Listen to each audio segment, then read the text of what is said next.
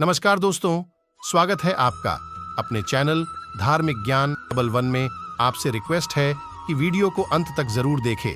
Video पसंद आए तो लाइक करें, साथ ही दोस्त, रिश्तेदार में शेयर एंड सब्सक्राइब जरूर करें। इससे हमें वीडियो बनाने का मोटिवेशन मिलता है और इस तरह की सच्ची धार्मिक ज्ञान की बातें लाते रहेंगे। आज हम नमस्कार, आपका स्वागत है। इस संसार में कई मनुष्य हर रोज ईश्वर से कुछ न कुछ मांगते ही रहते हैं। उनकी इच्छाओं का कोई अंत नहीं है। उनमें से कई लोगों के पास सभी सुख सुविधाएं होती है, हर खुशी होती है, लेकिन फिर भी उन्हें ईश्वर से कुछ न कुछ और चाहिए होता है। वो उस चीज के बारे में बहुत ज्यादा सोचते हैं जो उनके पास नहीं है, और जो उनके पास है उस वस्तु की कीमत नहीं करते हैं। मनुष्य की यह प्रवृत्ति होती है कि उसे जरा सा कष्ट हुआ या जरा सी भी परेशानी आती है तो वह तुरंत ही ईश्वर के चरणों में लेट जाता है और अपनी हर छोटी बड़ी परेशानी को लेकर ईश्वर के पास पहुंच जाता है। मंदिर मंदिर घूमता है, मन्नतें मांगता है, परंतु कई बार हम ये भी नहीं समझते हैं कि जिस छोटी सी समस्या को लेकर हम इतना परेशान हो रहे हैं वह तो वास्तव में कोई समस्या है ही नहीं। ईश्वर को कष्ट देने के बजाय हम स्वयं ही उस समस्या का समाधान निकाल सकते हैं। यदि हम अपने चारों ओर नजर घुमाएंगे तो हमसे भी कहीं ज्यादा मुसीबत के मारे लोगों को देख पाएंगे। कभी कभी ईश्वर हमारी परीक्षा लेते हैं। वे हमारे संयम की, हमारे कष्ट सहन करने की क्षमता की कसौटी देखते हैं और हमारे अच्छी खासी चलती जिंदगी में कुछ कष्ट भी डाल देते हैं। जो व्यक्ति अपने ईश्वर पर भरोसा रखकर और अपनी क्षमता से इन परेशानियों का हल निकाल लेता है वही अंत में खुश रहता है। और जो व्यक्ति अपनी मुसीबतों का हल ढूंढने की कोशिश नहीं करता और केवल बार बार ईश्वर के सामने हाथ जोड़ने लगता है, ईश्वर उसकी कभी सहायता नहीं करते और हमें लगने लगता है कि इस पूरी दुनिया में केवल हम ही एकमात्र दुखी है, जिस पर ना तो ईश्वर का ध्यान है और ना ही वे हमें सहारा दे रहे हैं। मगर ऐसी बात नहीं है। ईश्वर की कृपा दृष्टि सभी पर बनी हुई है। हम इसे एक कहानी के द्वारा समझाएंगे।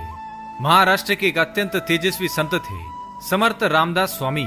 वे अपने शिष्यों को जीवन के सभी मूल्यों से अवगत कराते हुए शक्ति के साथ साथ भक्ति की उपासना की शिक्षा देते थे। एक बार अपने शिष्यों को वे ईश्वर से हमें कुछ मांगना चाहिए या नहीं, इस विषय पर अपना उपदेश दे रहे थे, क्योंकि उनके एक शिष्य ने उनसे एक प्रश्न पूछा था कि आप जब ईश्वर का नाम स्मरण करते हैं तो आपके चेहरे पर इतनी शांति कैसे होती है, जबकि इसके विपरीत हम ईश्वर का नाम स्मरण करते हैं तो हमारे मन में उथल पुथल मची रहती है।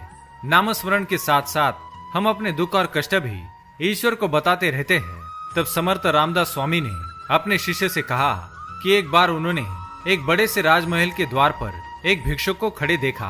उस भिक्षुक की हालत इतनी दयनीय थी कि पूरे तन को ढक सके इतना भी कपड़ा उसके शरीर पर नहीं था। वह कई दिनों का भूखा लग रहा था। भूख और कमजोरी से ऐसा लगता था जैसे वह कभी भी गिर पड़ेगा। तभी राजमहल से राजा बाहर आए और उसने उस भिक्षुक से पूछा कि तुम्हें क्या चाहिए।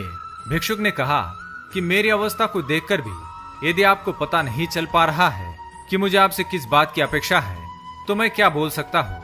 मैं आपके सामने खड़ा हूँ, आप ही देखकर सोचिए कि मुझे आपसे क्या चाहिए होगा। ये देखकर उस दिन के बाद से समर्थ रामदास स्वामी ने ईश्वर से कुछ भी मांगना छोड़ दिया।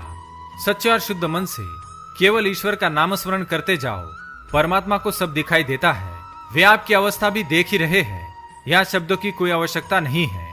कहने का तात्पर्य यह है कि ईश्वर ने सबके भाग्य में सुख और दुख लिख दिया है। हर बात का भी एक निश्चित समय होता है। आप केवल कर्म करते जाओ, सही समय आने पर ही आपको उसका फल मिलेगा। इसलिए ईश्वर के सामने हर बार कुछ न कुछ मांगते रहना ठीक नहीं है। बस ये याद रखे कि ईश्वर की दृष्टि हम सभी पर एक समान होती है। किसी मंदिर के बाहर बैठे बूढ़े बच्चे या गरीब और लाचार दिखने वाले भिखारी को तो हम कुछ न कुछ दे देते हैं, लेकिन हट्टे कट्टे भिखारी को देखकर उस पर दया नहीं करते, बल्कि ये सोचते हैं कि ये खुद भी काम करके कमा सकता है। लेकिन हम स्वयं भी तो यही करते हैं। हम भी मंदिर के अंदर जाकर ईश्वर से कुछ ना कुछ मांगते हैं, जबकि हमें इच्छित वस्तु को प्राप्त करने के लिए प्रयत्न करने की शक्ति और ऊर्जा की मांग करनी चाहिए। ईश्वर भी आपके विषय में यही सोचते होंगे कि इसे मैंने बुद्धि, शरीर सब कुछ दिया है, लेकिन ये कार्य करने की बजाय मेरे पास मांगने के लिए ही आ रहा है। इन दोनों उदाहरणों से स्पष्ट होता है कि हमें ईश्वर से कुछ मांगते हुए दो बातें ध्यान में रखनी चाहिए। पहली यह है कि कुछ मांगना है तो उस परमेश्वर की कृपा दृष्टि मांग लीजिए, उसका साथ मांगिए, ताकि उसके सानिध्य में आप अपने कष्ट भी भूल जाए। दूसरी बात ये मांगनी है, इच्छित वस्तु को प्राप्त करने का सामर्थ्य और इच्छा शक्ति मांगिए।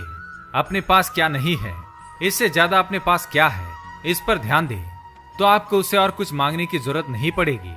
और जब आप उनका नामस्मरण करेंगे तो समर्थ स्वामी रामदास की तरह ही आप भी केवल ईश्वर को ही केंद्र में रखकर करेंगे। इस तरह आप अपने आप को ईश्वर के और भी करीब महसूस करेंगे। तो दोस्तों, ये थी वो बातें जो हमें ईश्वर से मांगते समय ध्यान में अवश्य रखनी चाहिए। अगर यह जानकारी आपको पसंद आई तो वीडियो को लाइक करें, चैनल को सब्सक्राइब करें और कमेंट में जय श्री कृष्ण और जय समर्थ स्वामी रामदास अवश्य लिखें। धन्यवाद।